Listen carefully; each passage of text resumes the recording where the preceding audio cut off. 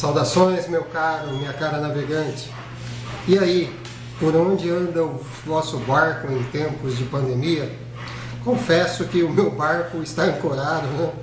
E recluso aqui, enfim. Mas, meu caro, minha cara, inicialmente gostaria de agradecer a você por estar assistindo esses modestos vídeos aqui que pretendem, né? Tem a modesta e difícil pretensão de tratar de filosofia, né? Então, meu agradecimento a você que curte filosofia, enfim, uma filosofia diferente, né?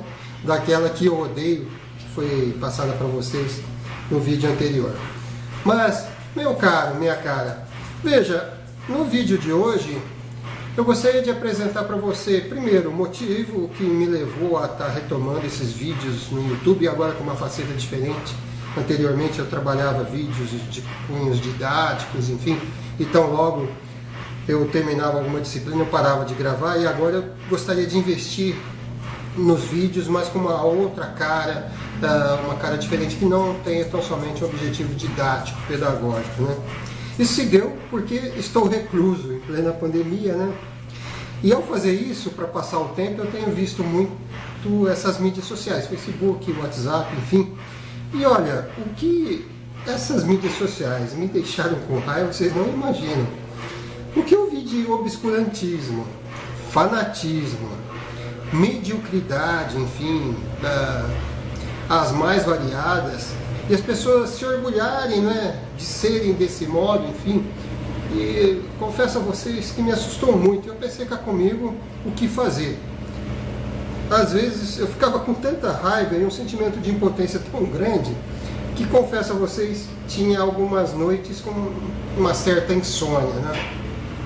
E aí me veio a ideia, por que não tratar um pouco daquilo que eu acredito e que sustenta a ciência, sustenta a filosofia, enfim, para de certa forma ser assim como outros youtubers que tem por aí, uma tentativa de razoamento nisso tudo.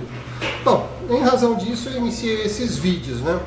E ele terá algumas características básicas. A primeira delas, vocês vão ver que vez ou outra eu vou usar uma camiseta que tem um certo discurso simbólico específico. Isso não se dá por um acaso. Na minha tese de doutorado eu investiguei as camisetas, né?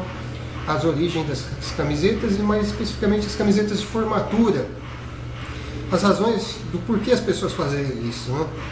E em razão disso eu acabei, digamos, tendo um olhar específico para essa produção popular que nós temos, né? E cá estou com uma que me dá muito orgulho, achei muito bonita a mensagem dela. Você que está vendo ela provavelmente deve estar pensando, nossa, o Edson toma muito Red Bull, né? Mas não, olha só, olha a mensagem que legal. O conhecimento te dá asas. Então, é uma provocação muito interessante, né? E que eu gostaria de contaminar vocês. Bem, o segundo aspecto é que eu tenho um auxiliar aqui no fundo, que é meu ex-aluno, né? Guilherme, comunista, né, Guilherme? Salve, salve! Pois é, e eu, como bom liberal, vou tentar admoestá-lo aqui, brincar com ele, enfim, assim como ele vai me provocar aqui, está me ajudando bastante. Obrigado, viu, Guilherme? Proletariados, univos, a revolução começará que isso, rapaz. O negócio é o direito à propriedade, a liberdade, a vida, só. Bem, brincadeiras à parte, o grande tema de hoje é o porquê desse fundo aqui. Vejam, vocês que estão acostumados e têm interesse por filosofia, sites que discutem ideias, enfim, vocês vão ver que inadvertidamente 90% deles eles colocam como fundo, né, uma biblioteca enorme, né, cheia de livros, alguns os mais robustos possíveis, né? Veja, isso não se dá por um acaso. Quer eles tenham ou não lido esses livros, existe a tentativa de subliminarmente passar a você a ideia de que a pessoa que está lá é uma pessoa erudita, né? Se são ou não, de fato, muitos são, quem sou eu para julgar, de fato são, mas outros colocam tão somente como uma estratégia subliminar, retórica, né? Eu pensei em seguir caminho diferente. Primeiro, porque Eu li livros, sim, claro, afinal, se cheguei até onde eu cheguei é porque eu li bastante, mas os livros que eu lia, eu os pegava na biblioteca, os devolvia, e os que eu adquiri, com o tempo eu fui doando para que outros pudessem ler. Aí eu pensei, comigo, caramba, tem que comprar novos livros, encher uma biblioteca? Será que isso? Para que isso, né?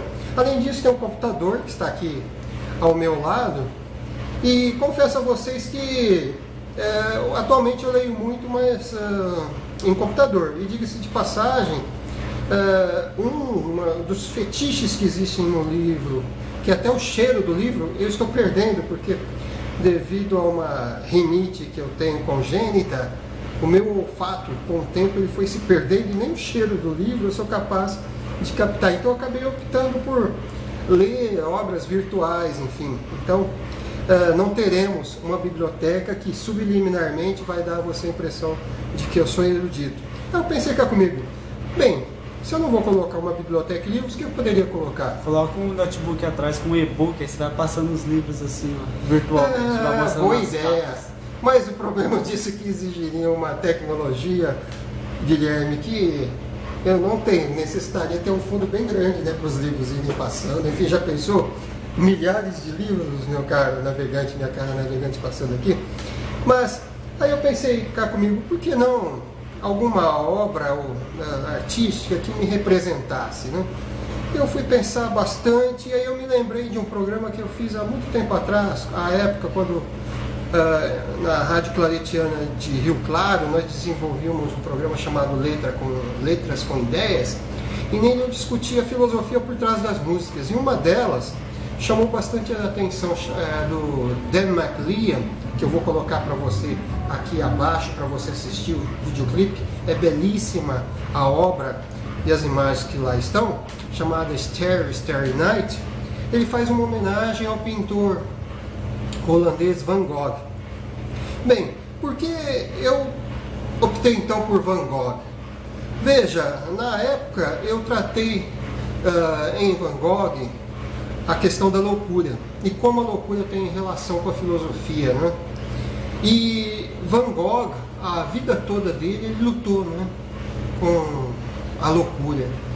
Ou talvez tenha se tornado louco em razão de não ter sido compreendido a seu tempo, execrado, enfim, hostilizado, humilhado, né? E em razão disso eu pensei, bem, por que não colocar Van Gogh? Aqui temos alguns quadros dele, né, Os Girassóis, Noite Estrelada, que eu considero, digamos, a minha predileta, Autorretrato, enfim. E são clássicas, né? São tidas como as mais conhecidas dele, né? Mas, veja, Van Gogh representa, de certo modo, a dificuldade que as pessoas têm de entender o diferente, de entender aquele que ousa pensar diferente, aquele que ousa criar algo novo e que muitas vezes é hostilizado, humilhado, execrado. E o mesmo acontece com a filosofia, porque veja, nesses e em outros programas você vai ver que algumas das questões que eu vou abordar aqui, elas chocam você. Às vezes você vai pensar, nossa, que loucura é essa? Como a filosofia pode ousar falar algo que é tido como certo, verdadeiro, único e inquestionável? Pois bem, isso é possível. E nesse sentido, eu pensei em Van Gogh, e para a filosofia, a loucura ela está muito ligada a ela. Tanto é assim que tem uma frase que atribuem a Aristóteles, mas ao pesquisar eu pude perceber que ela tem uma relação com o filósofo romano Sêneca, fazendo alusão a Aristóteles. Ele dizia o seguinte, olha, tem aqui uma anotação: nunca existiu uma grande inteligência sem uma veia de loucura. Olha só, nunca existiu uma grande inteligência sem uma veia de loucura. Por quê?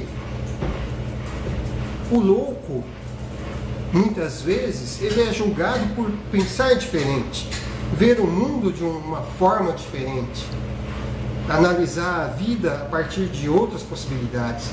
E a filosofia faz muito isso. Veja nessas obras de Van Gogh, por exemplo, o autorretrato dele. À época, por exemplo, com o impressionismo, nós não tínhamos isso. Aí de repente vem alguém que ousa de repente pintar-se e as tintas como que estalam e apresentam emoções como que se elas estivessem saindo da pele. Que noite estrelada!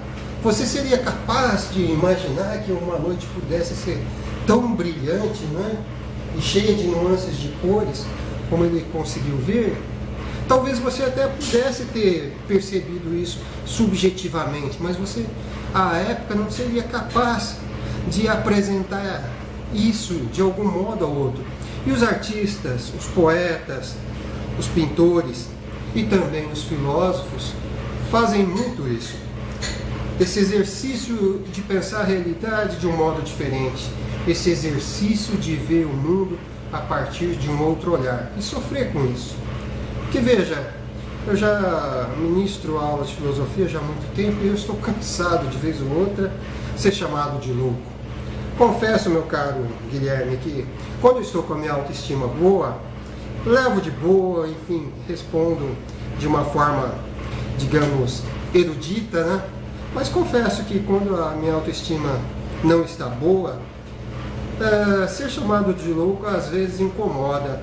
E aí eu fico cá pensando comigo, e Van Gogh, que a todo momento era tido como alguém a não ser levado em conta, tinha suas obras destruídas, algumas delas eram utilizadas para tiro ao alvo.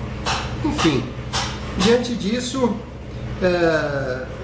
eu erigi Van Gogh como, digamos, esse exemplo da loucura, filosofia, enfim. E para fechar, o Cântico Negro de José Régio, e no final dela, ela tem um momento muito interessante, onde ele faz uma espécie de ódio à loucura. Eu tenho a minha loucura, levanto-a como um facho a arder na noite escura, e sinto sangue, espuma e cântico nos lábios. Enfim, cultivemos um pouco de loucura. Quem sabe aí não está uma genialidade que você ainda não se deu conta e que pode vir a fazer a diferença? Um grande abraço, até mais.